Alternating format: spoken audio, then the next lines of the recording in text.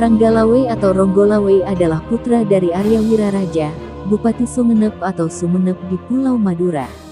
Ranggalawe dan ayahnya datang membantu Raden Wijaya yang sedang membuka hutan di dekat Sungai Brantas pada 1292. Hutan inilah yang nantinya menjadi lokasi berdirinya Kerajaan Majapahit. Nama Ranggalawe merupakan pemberian Raden Wijaya berkaitan dengan penyediaan 27 ekor kuda dari Sumbawa sebagai kendaraan perang Raden Wijaya dan para pengikutnya dalam perang melawan Jayakatwang Raja Kadiri. Bisa juga mempunyai arti Rangga berarti kuda dan Lawe merupakan sinonim dari menang, yang berarti benang, atau dapat juga bermakna kekuasaan atau kemenangan. Ranggalawe kemudian diberi kekuasaan oleh Raden Wijaya untuk memimpin pembukaan hutan tersebut. Penyerangan terhadap ibu kota Kadiri oleh gabungan pasukan Majapahit dan Mongol terjadi pada tahun 1293. Ranggalawe berada dalam pasukan yang menggempur benteng timur kota Kadiri. Ia berhasil menewaskan pemimpin benteng tersebut yang bernama Sagara Winotan.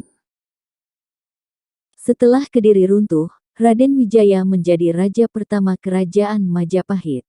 Dalam Kidung Ranggalawe, atas jasa-jasanya dalam perjuangan, Ranggalawe diangkat sebagai Bupati Tuban yang merupakan pelabuhan utama Jawa Timur saat itu.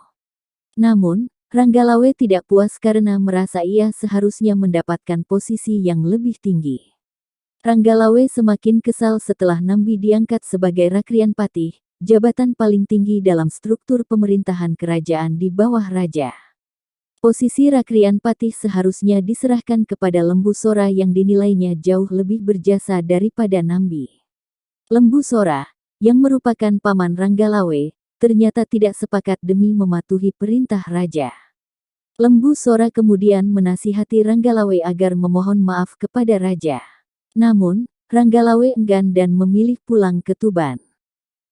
Para raton menyebut pemberontakan Ranggalawe terjadi pada tahun 1295, namun dikisahkan sesudah kematian Raden Wijaya. Pemberontakan tersebut bersamaan dengan Jayanagara naik tahta. Dalam Nagara Kretagama, Raden Wijaya meninggal dunia, digantikan kedudukannya oleh Jayanagara terjadi pada tahun 1309.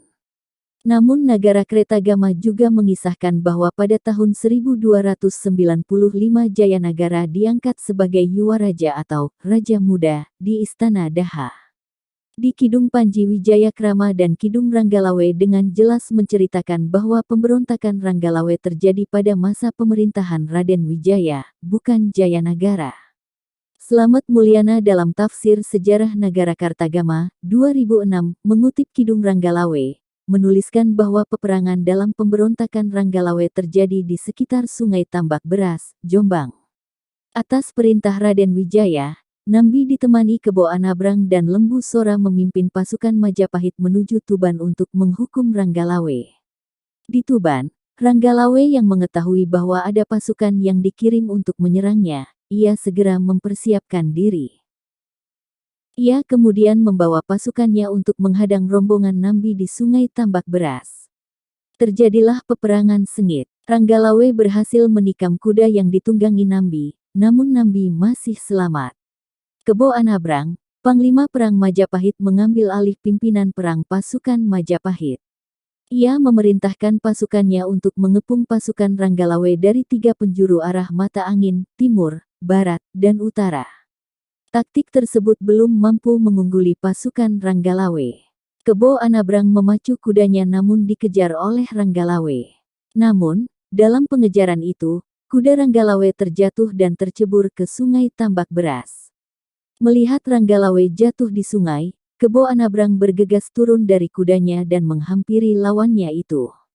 Pertarungan 1 lawan 1 pun tak terelakkan terjadi di Sungai Tambak Beras.